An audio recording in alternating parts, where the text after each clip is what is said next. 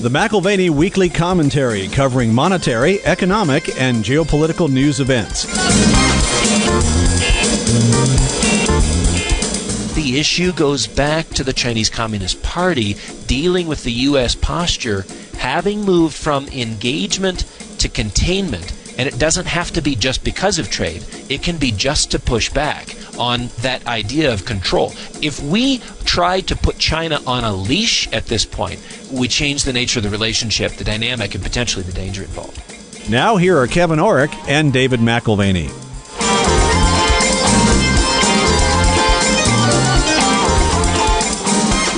Welcome to the McAlvany Weekly Commentary. I'm Kevin Orrick along with David McAlvany. It amazes me what we call growth these days, which is really what you can buy with debt. You know, if you go back to the history of corporate America, you have Woolworths, who was kind of a retail giant, and they got upset by someone who was doing something different. And Sears came along and they offered the ability to buy things, and you didn't even have to have the money to buy them. There was layaway programs, there was all kinds of new ways to approach retail and consumer happiness. As long as you had months or years ahead that you could suck from, you could actually have it today. Yeah. Now, of course, Sears is almost a historical footnote anymore. Things do change, times do change, and Amazon has sucked away anything that you would ever expect from a Sears outlet. And another thing that you can buy with debt is the sentiment of consumers. And the consumers right now have never been happier because they feel like we have robust growth. They're even told we have robust growth. Yet we have robust growth of debt. Now, there's a difference between robust growth and robust growth of debt. So in the 21st century, you're talking about a different kind of haves and have-nots. The haves are the ones who have gone ahead and put it on a credit card. The have-nots are the ones who are a little bit more cautious and are not willing to spend beyond their means. And so you do have, in this kind of period, U.S. consumers as happy as they can be. I don't think it's a coincidence that you have consumer debt, that is household debt, reaching all-time highs. At the same time, U.S. consumer sentiment jumps to a 15-year high. This is in early May. University of Michigan Sentiment Index shows off the best reading since 2004. It's happy days are here again. Happy days are here again. Yeah, I remember when that show came out back in the 1970s, you know, the Fonz, and yeah, he would say, "Step into my office," you know, and the office was the bathroom. But yeah, happy days are here again. Now, the difference between the happy days that they were showing, which was the 1950s, that was purchased with real things, with real productivity. In fact, some of the greatest productivity that America ever had.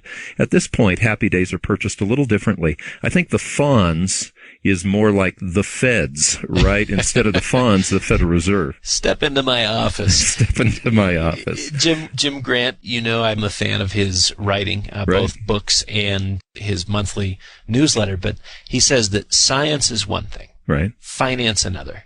In science, progress is cumulative. We stand on the shoulders of giants. In finance, progress is cyclical. We keep stepping on the same rake. Yeah, it's funny how economists love to use long equations to confuse people. But when you really look at the long equation, what they're trying to explain is something that's not science at all. It's human nature. And when you've got sentiment at a 15-year high, at the same time that you have household debt at a high, you don't really need an equation to figure that out. I get it. Right. So the reality of finance and economics, and I think Jim's point is an important one.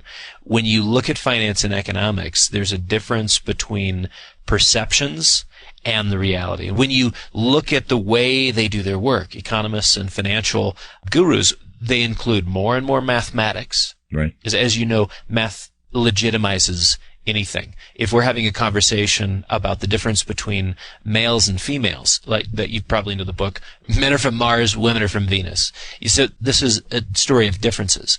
You can talk about the differences, but if I start talking about equations and math, all of a sudden it has the tone of authority. Oh, yeah, let me show you this. Oh, you don't understand? Well, trust me. Here's the math that supports it. And that's the illusion that we have with economics and finance, that progress is now cumulative as if it were a science versus cyclical, right? So the equations get longer, they're getting more complex, the models suggest a greater amount of knowledge. We have that. Now we have a greater amount of certainty. We have that. We have greater control. Well, at least these are the perceptions.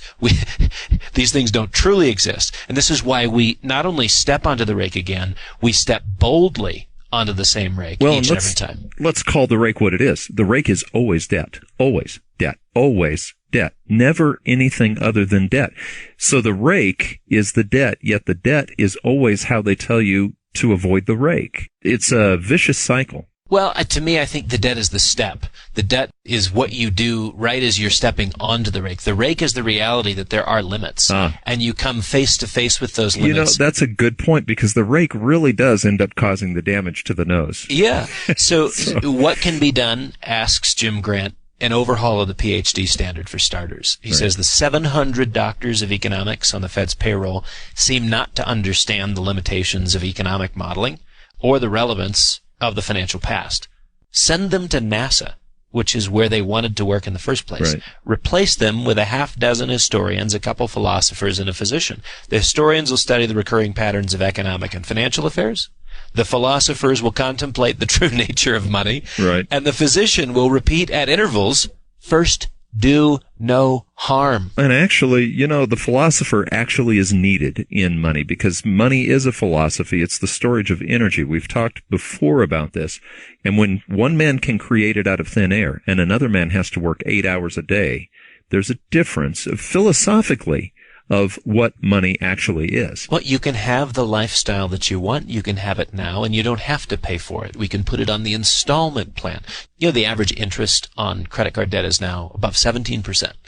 And if you think about it, this is a world of zero interest rates. So for Chase and for JP Morgan and for, you know, the credit card issuers, I mean, they are beyond knee deep in clover. This is a good time to be in the business. Well, and not all debt is equal. You know, sometimes you have good debt with someone who will pay, but as that gets further and further out, you're talking about 17% being paid on credit cards. Why is it 17%?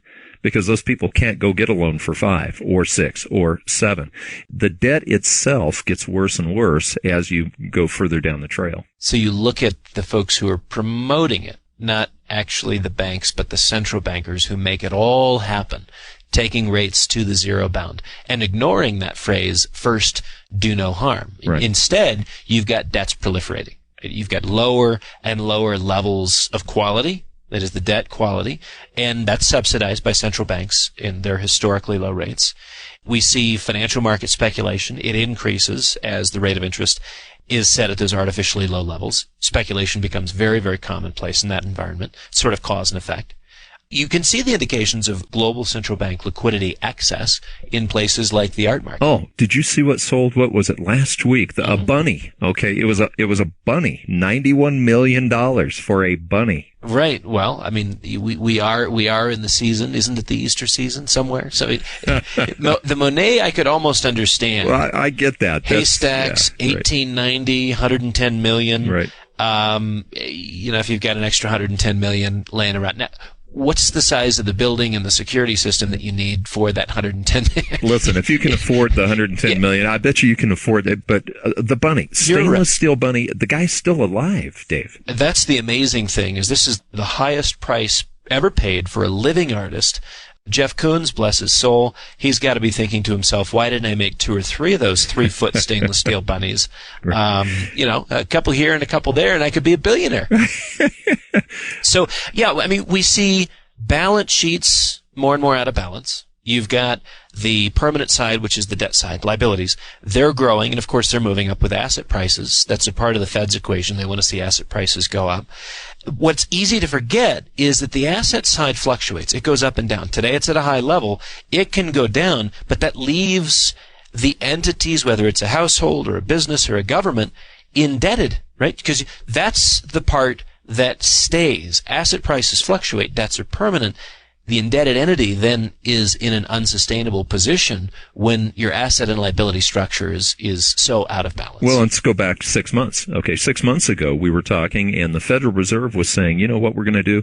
We have had artificially low rates for a long time. Now, they didn't say artificially low rates, but they said unusually low rates because they needed to normalize. Now, that was 6 months ago. We've had a couple of experiments since then, and they found they couldn't raise the rates at all. The language was fascinating because you're right. 6 months ago, it was let's get back to normal. Mm-hmm. And normalization was the language. So 2 more rate increases were expected for 2019. And the market gave back almost 20%. I mean, they stopped it right before they called it a bear market. A bear market is 20%, and right? 19.8 was where they called it. It was like threshold for pain. So there, again, that's in the fourth quarter. Powell softens his objectives. The market swings back in the other direction to positive territory. And now, again, just in a 6-month time frame, you go from, yes, we're going to see 2 rate increases to think about this. In the last week, we've gone from 59% probability of rate cuts to a 75% probability of rate cuts. 6 months ago, it was hikes, and this was an appropriate tightening of credit conditions, and now it's cuts because the market couldn't handle a marginal increase in the cost of capital. Well, talk about cuts. I mean, death by 1,000 cuts, right? You remember when they used to call it the Greenspan put, which was the guarantee that Greenspan was going to keep money easy. And then it went to the Bernanke put, which Bernanke guaranteed that the money would be easy. And then the Yellen put. Now it's the Powell put. So I guess we had hope. We had hope, and I remember even Doug Noland had hope. He was like, well, maybe Powell's going to be the guy. But so far, Powell's been the put. And you've got Trump who's hammering everyone at the Fed to do a little bit more, right? So we've got, in fact, we talked about this 2 months ago, Contra Lakota, regional Fed chief, and he was sort of echoed by Evans and Dudley just before Dudley retired. We need to fight the next recession before it emerges. Yeah, don't worry. We don't have a recession, but we are going to lower rates just in case. We're going to fight it before it emerges, not when it emerges. And it gives me this weird feeling like, hey, why don't we just go to an oncologist for the heck of it? No, I don't have a diagnosis of cancer, but just in case, why don't we do chemo just in case? Let's get ahead of any potentiality, right? Does that suggest desperate times? Or does that suggest desperate people, that the Fed would be getting ahead and lowering rates in advance? I think really what it suggests is they're desperate to maintain the status quo. So have we seen a picture of what we're going to see in the future then? In quarter 4, 2018, quarter 1 of 2019, we saw Powell weaken immediately. And is that something looking forward that we can count on? Well, the Q4, Q1 U-turn, it tells us everything we need to know about the Fed's economic fears and their concerns. There's levels of sustainability that have to be maintained, and the balance between massive quantities of debt and the interest that you're paying on them. They've adopted a growth model which assumes an infinite growth in debt, which means they cannot allow for normalization of rates because the interest component would crush the economy. But we're at a threshold already. I mean, they were barely moving those rates, and already the stock market came off, what'd you say, 19 point what? It was either 0.6 or 0.8%, but just shy of 20%. Yeah. And what it says is the system can't handle interest rate normalization. The wheels were coming off. The Fed backed off very quickly. There's too much debt out there to be repricing it. And for those that owe the trillions of dollars, which ultimately comes due, what it means is that a lot of the debt gets rolled over, a kind of perpetual debt, if you will, and it increases the cash flow requirements on those entities as the debt's rolled over at higher and higher rates. Unless, of course, this is one of the ways the Fed maintains quote-unquote sustainability by keeping rates at a low level for an indefinite period of time. Because if rates go higher, it's a company killer, it's a jobs killer, and it's an economic killer. We talked government debt, and it's huge, trillions and trillions of dollars. Then we talked corporate debt, because that also has doubled since the great global financial crisis. We went from 4 trillion to 9 trillion, right, during that period of time. What we haven't talked about is household debt.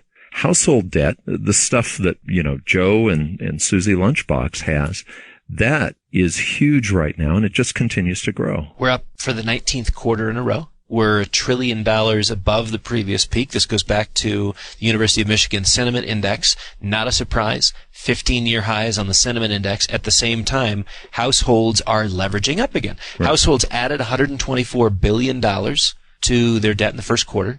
That brings them to $13.67 trillion. Now, delinquencies are not a big deal today. they're on the rise, but they're nowhere near troubling levels, and nothing like what we saw just prior to the global financial Which means crisis. the household debt will probably continue to grow. When you start to see delinquencies come in, the debt starts shrinking, but the growth is still in there. It amazes me how we measure growth. Okay, we've talked before about how to kill dandelions. And I actually had a farmer call after listening to the commentary. We talked about this, and he said, "You were right. This is how it's done." And broadleaf plants, in fact, I just did this 2 weeks ago on our yard. You put something on that doesn't kill the grass, but what it does is it accelerates the growth of the dandelion.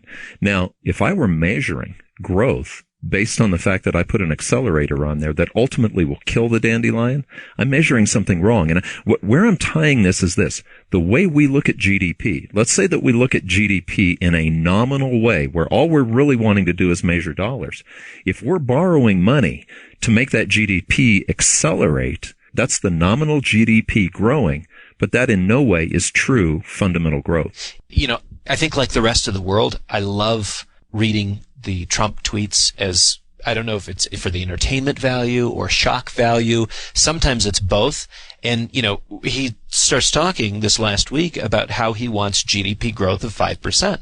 And he says, we'd be there if the Fed would do a little QE. We'd be there if they just print some more money. Right. And I'm thinking to myself, what world? And in fact, he said something like, if the Fed would do a match. And I'm not sure what the president meant by that, but QE and conflagration do enter my mind. So when I think of the match, I'm thinking of like match, fuel, light, problem, and somehow he's thinking, no, this is like kumbaya. We all gather around and stay warm, and we're happier with 5%. What is he GDP talking growth. about? Are you talking about the Treasury possibly printing and matching the Federal Reserve's credit?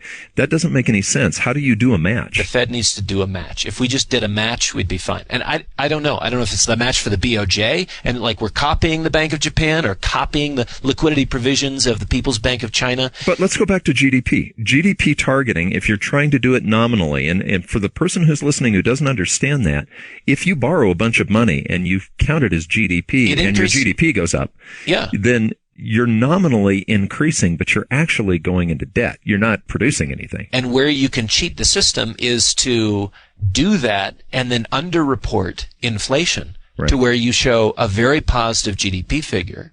And the reality of inflation gets lost in the shuffle. So nominal GDP targeting, we've talked about it.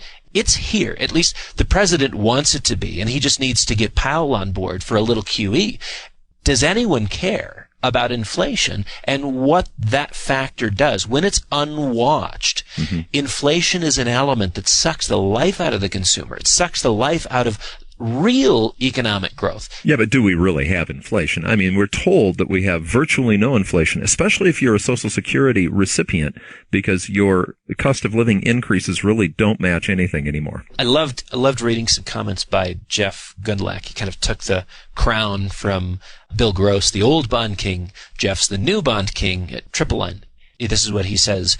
U.S. growth appears to be based exclusively on government, corporate, and mortgage debt.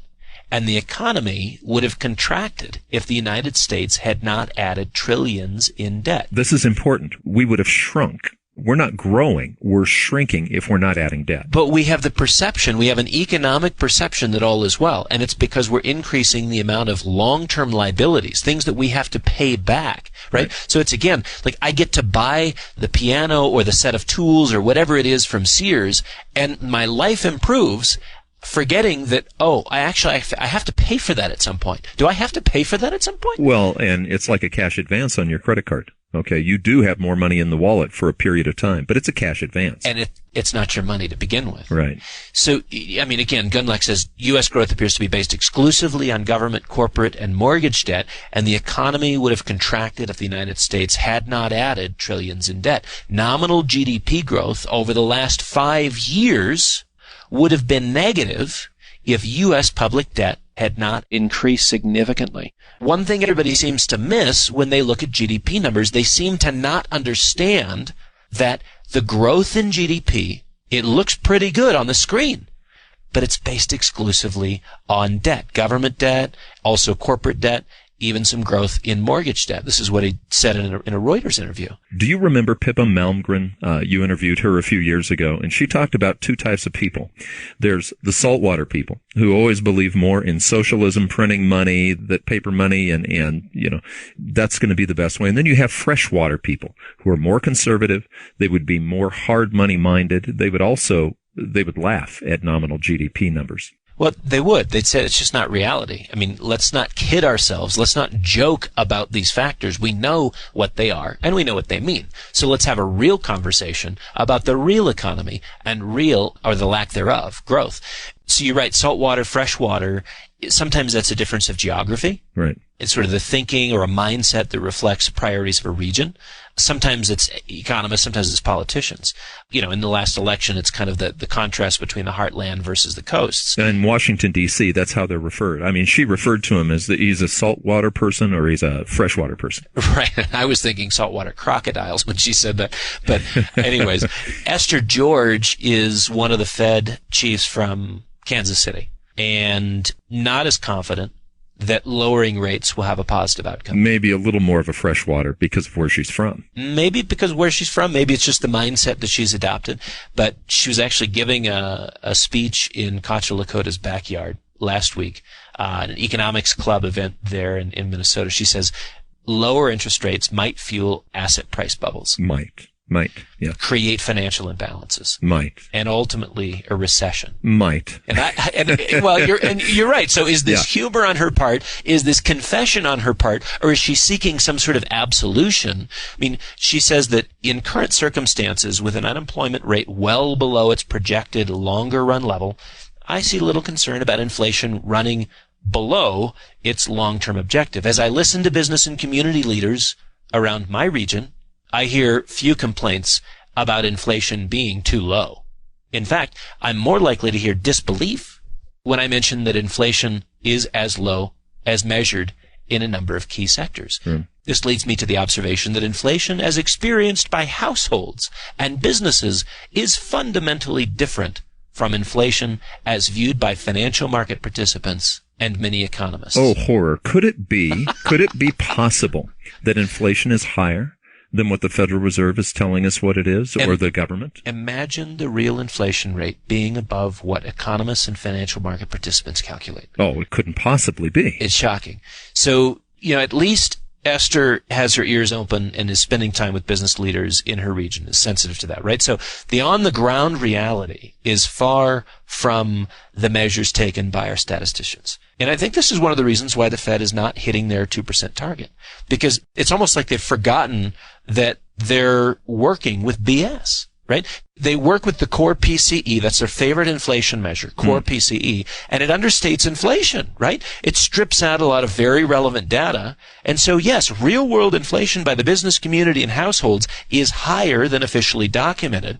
Yes, regional business leaders are in touch with that reality. And yes, now with rising wages, labor costs going up, I think it's fair to say that the Fed is approaching this in a dangerous way. Have you ever come into a tight corner? And what do you generally do? Do you tap the brakes before you drive into a tight corner?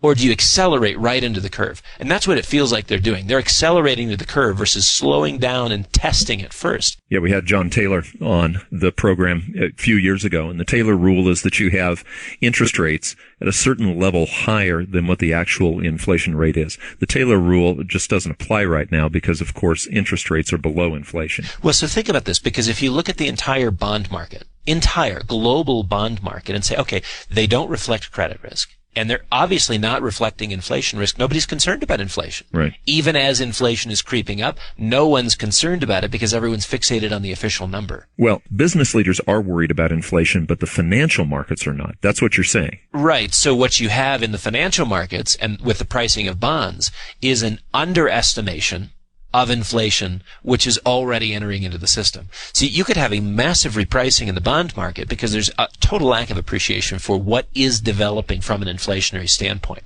right? So again, inflation and higher expectations of it will force interest rates higher.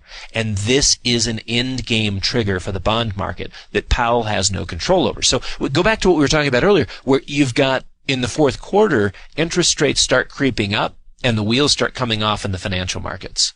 And he says, "Ooh, no way. We're going to keep rates low." Well, what if you have a repricing in the bond market that is in light of an increasing inflation concern? That all of a sudden strips the power out of Powell. It's no longer the PhDs at the Fed setting rates. It's the market setting rates in light of real-world risks that are becoming obvious. We've spoken so often about perception management, and if you were trying to manage what you're talking about, Dave, to keep people from worrying about interest rates, you're going to manage three things. CPI. You're going to manage what you tell people inflation is. You're going to manage interest rates artificially low. And you're going to manage what we see on a daily basis, the price of gold. Now, I'm not trying to be too conspiratorial, but people watch gold. Paul Volcker himself said in the 1970s, his regret is that he didn't manipulate the price of gold. Remember when it went on up to $800 an ounce, Well, his regret at the Fed was that he didn't manipulate gold. So there's an admission right there. And then, of course, we've had admissions further on down the road. So when we look at what's going on internationally, because we're now hearing that inflation is probably going to start rearing its ugly head, not because of what we're doing, but because of what the Chinese are not yielding to. Speaking of that, okay, Russell Napier, we're going to have him on in a few weeks. Yep. Great guy. I loved what he had to say. He's seriously concerned that we're entering a new Cold War. And his point is that instead of positively engaging with China like we have for the last few decades, we're now having to actively contain China. Now, there's a big difference between positively engaging and having that symbiotic relationship that we've had where they loan us back the money that they have surplus. We're now containing this rising superpower. That's the approach that we're taking. It reminds me this last weekend, 2 weekends ago for Mother's Day, we were on our way to church and I stopped at the park and was just going to exercise the dog a little bit because the dog was with us. And it's a Belgian Malinois, very active, very well trained. And so, I was engaging with the dog. I was engaging with the dog. Positively engaging the dog. I'm positively engaged with the dog, and she's getting her treats, and I take her off the lead, and she does exactly what I tell her to do. I don't know if you've ever seen a cow dog working cattle, but you can practically wink at them, and they know exactly what that means, and they do their job. Well, I can do that with my dog. She's very well trained. Okay. And all of a sudden, this guy comes up on a bike, and he starts yelling at me. "You can't have a dog off the leash." I'm just like, what business is it of yours? This dog is not hurting anyone. Well, could, I suppose. Depending on highly trained to hurt people, I think. That's part of the training, right? Depending on how I wink, right? Yeah, or not. Right. And so, no, so it's, I'm just thinking, this is crazy. He's asking me to contain an animal, right? And it's not necessary. And I'm getting indignant over the fact that he's uncomfortable with there being a lack of control in this environment. And I'm like, no, I'm engaged with the animal. She's responding to me. We're good here. She doesn't need to be on Here's the the difference. Here's the difference, Dave. You're not threatened by that animal. He is threatened by the animal. Now, whether right or not, we talked last week about hegemony. The United States has not been threatened by China until now. And I think that is a key point because we have engaged with them. We've benefited them. They've benefited us. It's been a mutually beneficial relationship. We talked about Deng Xiaoping and the change back in 76 to 78. We talked about the Nixon administration coming in 79. What we now have is an aspirational developing nation meeting an incumbent hegemonic power. And yes, you've got tensions above the surface, and yes, you've got tensions below the surface.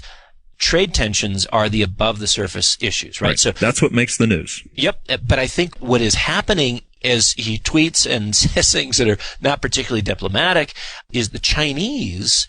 Trump is giving the Chinese a rallying point for a domestic audience. It's something to unify a nation. If you look at their math, they're on the brink of a financial and economic disaster. So they're looking for an excuse, or they're going to need one. As and when there is an economic retrenchment in China, Trump has positioned himself to be the scapegoat. Right now, of course, he's getting some help from the Chinese media now. He's getting some help from Xi Jinping. But the Chinese state media this last week, they said, if you want to negotiate, the door's open. If you want a trade war, we'll fight you until the end. After 5,000 years of wind and rain, what hasn't the Chinese nation weathered? How many people listen to that will fight you to the end? I mean, that's a rallying cry. It reminds me of something that Churchill would say. Exactly. 3.3 billion views on that video clip will fight you until the end. And it goes back to, like, what are we doing here? You've got Trump, who wrote the book The Art of the Deal. You've got Mao Zedong, who wrote the book in 1938 on protracted war. You understand? They are used to suffering and are willing to go the long road. Are we? We want the deal. We want to get it done. This is going to happen now. And they're like, we can outwait you. Well, we and will I wonder, exhaust you. I wonder, though, if this still isn't a gamble that Trump already knows what he's doing. Okay, he does know the deal. He does know how to negotiate. He does have, like you spoke about last week, the idea that he wants to expand the franchise and make America great again. I have no doubt about any of those things. Could he also be positioning for a war that would be politically popular until we get close to the election, and then possibly have sorry for the pun, a Trump card? Right. Well, it appears that in China we've struck a nerve. Yeah. And I think there's some dominoes falling as a result of the tariffs. And certainly you look at corporations here in the United States, moves by corporations here in the U.S. that are being legitimized by the presence of tariffs. Right. You got Walmart raising its prices, and they're saying, oh, it's because of tariffs. Del Monte, I appreciated the comments from the Del Monte CEO much more than what we had from Walmart, because they just laid it at Trump's feet and said, we're raising prices because of tariffs. Del Monte, this is Greg Longstreet, he says, it's not just the tariffs. Transportation costs are up. Labor costs are up. It's an inflationary environment. The consumer is going to have to pay more for a lot of critical goods. And I think that's pretty realistic. I think that's a good take on things. Walmart can blame it on the tariffs. Tariffs are one factor, but prices are on the rise. Well, in technology, the competition for intelligence in technology and, the competition, look at cell phones. Again, you got the legitimate concerns of the Trump administration that you roll out a 5G wireless network, and prominently positioned in that is Huawei, the Chinese cell phone company. Now, the number 2 smartphone seller in the world. And could that pose security threats with back channels to Chinese intelligence? And I mean, listen, this is not unreasonable. If Israeli security firms, private Israeli security firms, can hack virtually any existing phone using native apps and software on the phone, could designers of the Huawei phones create the hardware to have comparable benefits? I think so. So I'm not questioning what he's doing, right? But there are consequences. There are consequences for some tech companies here in the U.S. Certainly Micron's not too appreciative right now of what's going on. There's a few other names. But the larger issue is not security threats in that sense. So you can focus in on a specific company or a specific sector, but the larger issue is not security threats. It's the incumbency as the global superpower. U.S. has it today, and you've got the Chinese in this weird historical position because the mercantilist growth model, it's worked for them up to this point. Can that mercantilist growth model work forever? Probably not. But let me ask, because we just spent the first part of the program talking about all the problems that we've created for ourselves in the future.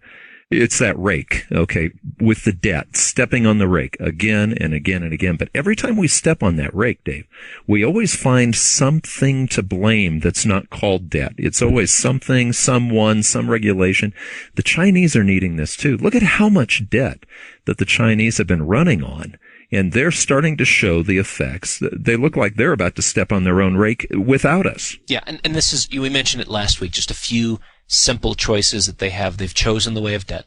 And I think the massive quantity of debt taken on by the Chinese state, it's an indication that the mercantilist model is not working. That was a past tense success story. And they're trying to, just create a $40 trillion bridge loan from the past into the future. And that's what the Chinese need. They need to transition to a different economic model. They've not been able to successfully do that. Doesn't change their level of aspiration. Doesn't change the fact that they are intent on success. But I think you've got a very rocky road directly ahead for the Chinese if history tells us anything about how debt's treated in the international markets. So if history has anything to say about economic fragility, and if history has anything to say about statecraft, then the Chinese will use the scapegoat in a key way. The U.S., Trump, Who are we today in the world of Xi Jinping and the Chinese Communist Party? We're the international bully. We're the abuser of sovereignty rights.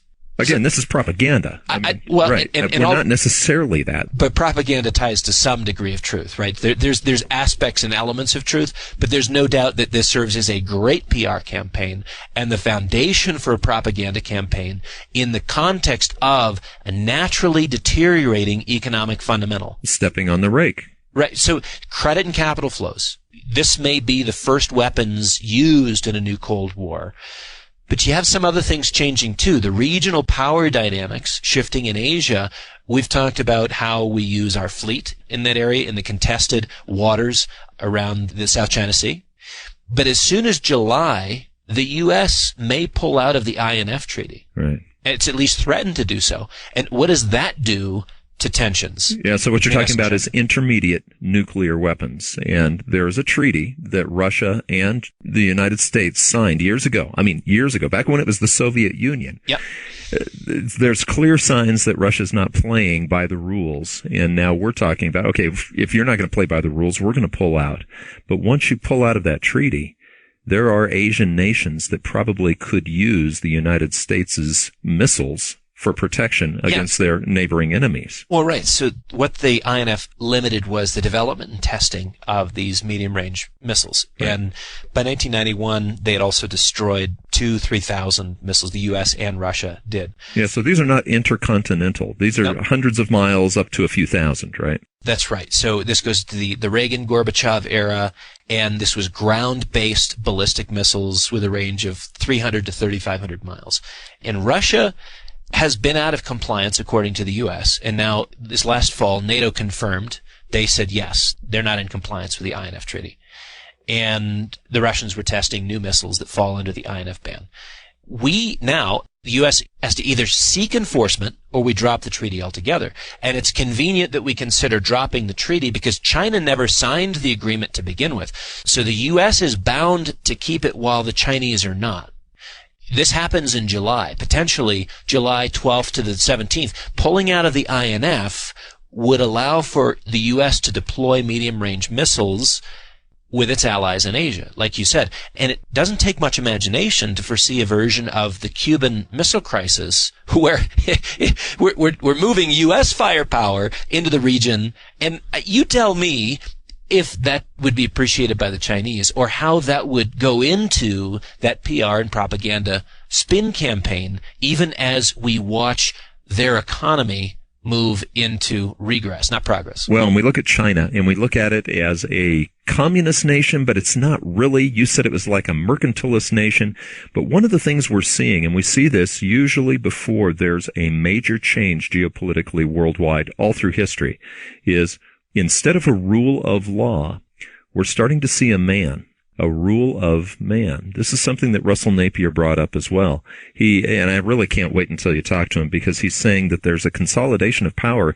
Xi has already been sort of chosen as the guy who's going to take China into the next phase. That's right. So in terms of global leadership and the role the Chinese play in the 21st century, he's already consolidated power within the Communist Party, within the Politburo. So you have domestic, economic, and political concerns in China, and those can be converted to positive energy. Those can be turned to positive outcomes, from concerns and problems to positive benefits for Xi if he can redirect the potentially negative energy somewhere else, like towards the U.S. And this is not without historical precedent. You remember we talked to Min Pei a number of years ago. He was a guest on the commentary, and he reminded us that the Chinese purchases of U.S. treasuries were not correctly thought of as a financial investment, which is different for us because we tend to think you buy an asset and you buy it because of the merits of the investment and you want to make money. But he said it was a political leverage event, basically. It served political ends. So at the same time, okay, we look at the amount of treasuries that the Chinese own, U.S. treasuries that the Chinese own. And those treasuries, at one time, were a very large percent of our debt outstanding. Right. Now, again, we talked about the growth of debt here in the United States.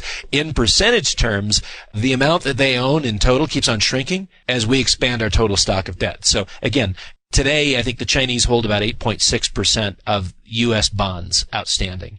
The question is, can they weaponize them if need be? Can they weaponize that bond holding? This is a financial market reality, right? Because you're talking about a significant impact if you have too much liquidity or too little liquidity. In the case of too many treasuries, too much treasury supply coming to market, you discover that you may have a lack of buyers to purchase them. A lack of liquidity driving prices lower, driving rates higher, and squeezing out private market financing. So, we've talked about inflation. We've talked about things that are outside of the Fed's control in terms of driving rates higher. And we've also suggested that there is a critical element here.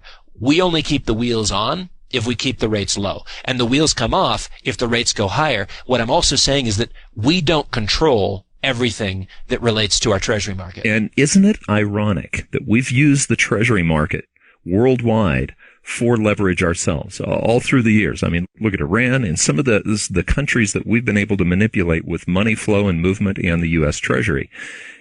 When you take your concealed carry training, one of the things they warn you about is if you have a gun, you better be careful that it's not used against you.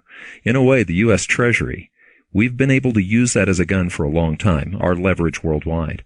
At this point, the Chinese could use the leverage back. It's fascinating who can pick up the gun and point it at who at what time. But it's a matter of timing. It is a matter of timing because if the Treasury is issuing a larger amount of debt than usual, which they did last year. Right. So we talked about a $1.4 trillion issuance last year. They're going to do something like that this year too, an outsized amount of Treasury issuance.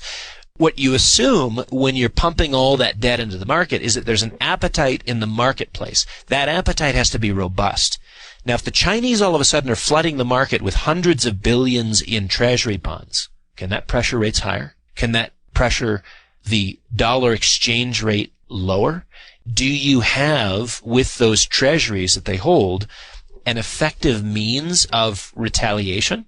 Again, not because of the strictures in trade, but, again, let's say we move our missiles into the region. Mm-hmm. That's something that no president since Reagan signed the INF has considered. We're not moving missiles around. We don't do that. Chinese media is already talking about this as the nuclear option. Yeah, but it's the treasuries that they're calling the nuclear option. Dumping. So we want to not mix. I know. Yeah, I know, but it's awfully close because the media is talking about dumping treasuries in response to trade. Right. But the issue goes back to the Chinese Communist Party dealing with the U.S. posture, having moved from engagement to containment, and it doesn't have to be just because of trade. It can be just to push back on that idea of control. If we try to put China on a leash at this point, I think you look at a very, very upset animal. And again, I'm not trying to be demeaning in any way here. I'm just saying if we presume control instead of engagement, we change the nature of the relationship, the dynamic, and potentially the danger involved. Well, we're not completely isolated. There is an overlap. We have Chinese companies that are listed on U.S. exchanges. What kind of impact is there? Well, that's a different kind of weaponization if you think about it, because your state-owned enterprises, many of them are listed in the U.S. markets. Many of them trade in your main indexes. There's 1,000 Chinese companies spread across the three main indexes, 650 state-owned enterprises on the New York Stock Exchange, right? 62 listed on NASDAQ, 500 in the over-the-counter markets, very unregulated. What threat is there to the U.S. markets? What threat is there to the pricing of a particular index if these state-owned enterprises are weaponized? Right? So, a state-owned enterprise doesn't have the same market solvency or liquidity limits that a normal company does because you've got access direct to the government coffers, right? But volatility in price can get very, very crazy. So as we talked about last week, when we watch the news, this is not just about trade talks. It can involve everything from the ability to put short-range or intermediate-range nuclear weapons nearby, or what the Chinese media is calling the nuclear option, which would be the dumping of U.S. treasuries. There's a lot of threats. There's a lot of layers to this onion that have far more to do with hegemony, like we talked last week, than it does with actual trade. And the X factors, the unknown factors, are how the market engages with specific market pricing. We have this presumption of control by the central banks who believe that they can control the price of bonds. And if you can control the price of bonds and the cost of capital, you're going to influence the price of every other asset out there.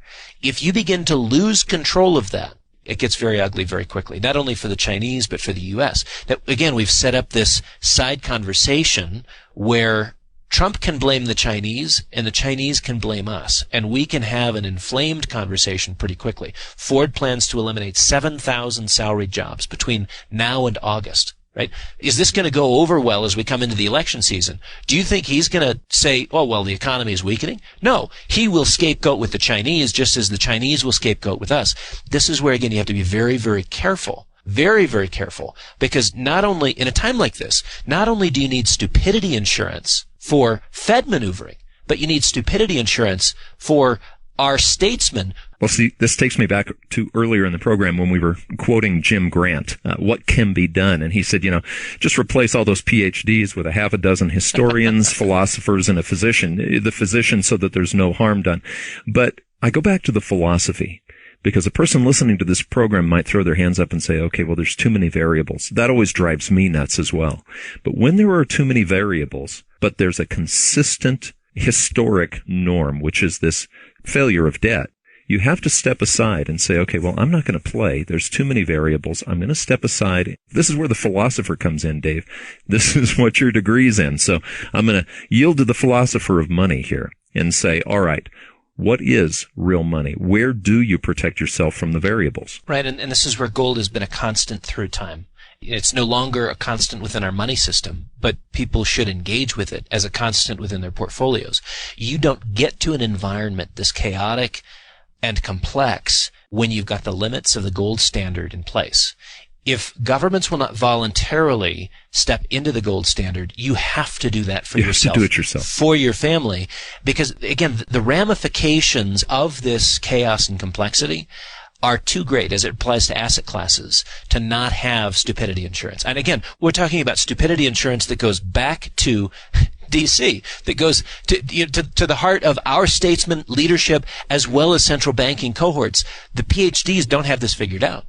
I don't think our statesmen have it figured out. Yeah, and so the philosophy, what you're talking about is something, philosophy comes from looking back. It's almost also being a historian. You talked about historians, philosophers, and a physician.